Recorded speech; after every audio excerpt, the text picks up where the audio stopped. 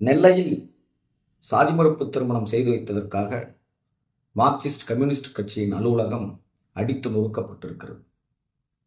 மதன்குமார் என்ற அருந்ததியர் சமூகத்தைச் சேர்ந்தவருக்கும் தாட்சாயணி என்கிற ஆதிக்க சமூகத்தைச் சேர்ந்தவருக்கும் 6 வருடங்களாக காதல் இருந்திருக்கிறது.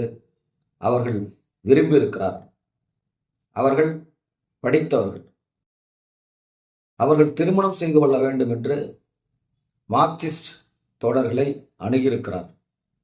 அவர்கள் புரட்சியாளர் லெனின் அவர்களின் சிலையின் முன்பு சாதி மறுப்பு திருமணத்தை செய்து வைத்திருக்கிறார். இதனை ஏற்றுக்கொள்ளாத தாட்சாயணி பிறந்த ஆதிக்க சமூகத்தைச் சேர்ந்தவர்கள் 25 பேர் ஒன்று கூடி மார்க்சிஸ்ட் கம்யூனிஸ்ட் கட்சியின் அலுவலகத்தை அடித்து நொறுக்கியிருக்கிறார். சாதி ஒழிந்துவிட்டது என்று சொல்கிறவர்கள் இந்த செயலை உற்று நோக்க வேண்டும். இன்றைக்கும் படித்த 2 நபர்கள், விரும்பிய 2 நபர்கள் திருமணம் செய்து கொள்வதை இந்த சமூகம் ஏற்றுக்கொள்ளவில்லை. சாதிய புத்தியோடு தான் இருக்கின்றது. ஒரு கட்சியின் அலுவலகத்தையே அடித்து நொறுக்கும் அளவுக்கு அவர்களுக்கு சாதி வரி இருக்கிறது. தாட்சாயினி பிகாம் படித்திருக்கிறார். தான் ஒரு வழக்கறிஞராக ஆக வேண்டும், நான் படித்து வாழ்க்கையில் மிக உயர்ந்த நிலைக்கு உயர வேண்டும், நாங்கள் இருவரும் படிக்கும்போது காதலித்தோம், நாங்கள் படித்த இருவரும் திருமணம் செய்து கொள்வதில் என்ன தவறு இருக்கிறது என்று மார்க்சிஸ்ட் தோழர்களிடம் விளக்கி, அதன் பிறகு அவர்களுடைய உதவியை பெற்று இந்த திருமணத்தை செய்து கொண்டிருக்கிறார். இன்றைக்கு இருக்கிற இந்த சூழலில்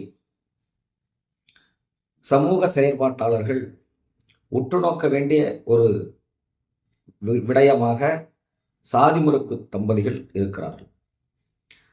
சாதி மறுப்பு தம்பதிகள் அவர்களுடைய சூழல், அவர்களுடைய வாழ்க்கை, அதனுடைய போக்கு மிக மோசமான ஒரு சூழலாக இருக்கிறது. 2 நபர்களில் யார் தாழ்த்தப்பட்ட வகுப்பை சார்ந்தவரோ அவருடைய வீட்டில் மட்டும்தான் ஏற்றுக்கொள்கிறார்கள்.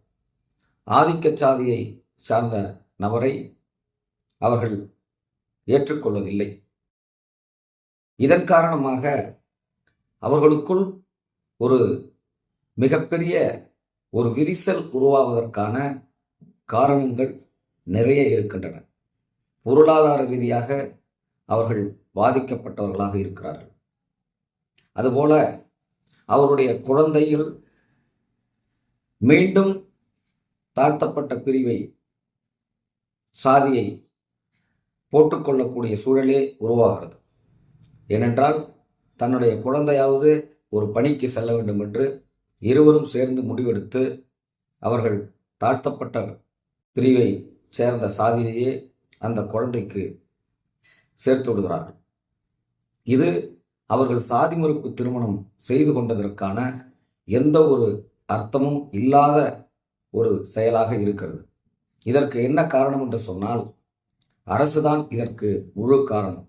சாதி மறுப்பு திருமணம் செய்து கொண்டவர்களை ஒரு தனி பட்டியலை உருவாக்கி அதில் அவர்களுக்கு வேலை வாய்ப்பில் முன்னுரிமை கொடுத்தால் அந்த பிரிவில் தங்களுடைய குழந்தையை சாதி மறுப்பு திருமணம் செய்த தம்பதிகள் வைப்பார்கள். இதனை சமூக நீதி பேசுகின்ற அரசு செய்ய வேண்டும். அதனை யாரும் கண்டுகொள்வதில்லை. வேலைவாய்ப்பில் முன்னுரிமை என்று பொய்யான ஒரு பிம்பத்தை கட்டமைத்திருக்கிறார்கள். அதாவது 10ஆம் வகுப்புக்குள் இருக்கின்ற அடிப்படை வேலைகளை செய்வதற்கு மட்டுமே சாதி மறுப்பு திருமணம் செய்து கொண்டவர்களுக்கு முன்னுரிமை வழங்கப்படுகிறது. மெத்த படித்தவர்கள், அதிகமாக படித்தவர்கள், பட்டம் படித்தவர்கள் சாதி மறுப்பு திருமணம் செய்து கொண்டவர்களில் அவர்களுக்கு எந்த பணியிலும் முன்னுரிமை வழங்கப்படுவதே இல்லை. ஆனால் சாதி மறுப்பு திருமணம் செய்து கொண்டால் அவர்களுக்கு வேலைவாய்ப்பில் முன்னுரிமை உண்டு என்றும் ஒரு பிம்பம் இந்த சமூகத்தில் நிலவுகிறது. அவருடைய வாழ்க்கை சூழலை அரசு ஏற்க வேண்டும். மிக மோசமான ஒரு சூழல் நிலவுகின்ற இந்த சமூகத்தில், சாதியம் வேரோடி கிடக்கிற இந்த சமூகத்தில் அவர்களுக்கான சிறப்பு பாதுகாப்பு சட்டத்தை அரசு உருவாக்க வேண்டும். அப்படி உருவாக்கினால்தான் இது போன்ற சாதி வெறியர்கள் கொட்டம் அடங்கும். அவர்கள் இன்றைக்கு மிக சுதந்திரமாக செயல்படுகிறார்கள். குறிப்பாக தமிழகத்தில் தொடர்ந்து சாதி மறுப்பு திருமணம் செய்து கொண்டவர்களை படுகொலை செய்கின்ற நிகழ்வு நடந்து கொண்டே இருக்கிறது. இதற்கு அரசு உடனடியாக செவிசாய்க்க வேண்டும். ஒரு கட்சியின் அலுவலகத்தையே அடித்து நொறுக்கும் அளவுக்கு இருக்கிறது என்று சொன்னால் அவர்களை இரும்பு கரம் கொண்டு ஒடுக்க வேண்டும். சாதி மறுப்பு திருமணம் செய்து கொண்டவர்களை ஊக்குவிக்க வேண்டும். அவர்களுக்கென்று சிறப்பு சட்டத்தை உருவாக்கி அவர்களுக்கு வேண்டிய உதவிகளை அரசு செய்வது கடமை. ஏனென்றால் சாதி மறுப்பு திருமண தம்பதிகளில் ஆதிக்க சாதியைச் சேர்ந்தவர்கள், அந்த பெற்றோர்கள் அவருடைய பிள்ளைகளை மறுபடியும் பார்ப்பதே இல்லை, அவர்களோடு சேர்வதும் இல்லை, அவர்களுடைய சான்றிதழ்களை கூட வழங்க அவர்கள் மறுக்கிறார்கள். அதனால் அரசு இவர்களை குறித்து ஒரு விரிவான ஆய்வை மேற்கொண்டு சாதி மறுப்பு திருமணம் செய்து கொண்டவர்களுக்கான பாதுகாப்பை உறுதி செய்ய வேண்டும். இன்றைக்கு நெல்லையில் திருமணம் செய்து கொண்ட மதன்குமார், தாட்சாயினி ஆகியோர்களுக்கு உரிய பாதுகாப்பை அரசு வழங்க வேண்டும். இந்த சாதிவெறி பிடித்த கும்பலை, கட்சி அலுவலகத்தை உடைத்த சாதிவெறி பிடித்த கும்பலை உடனடியாக கைது செய்து அவர்களுக்கு கடுமையான தண்டனையை வழங்க வேண்டும்.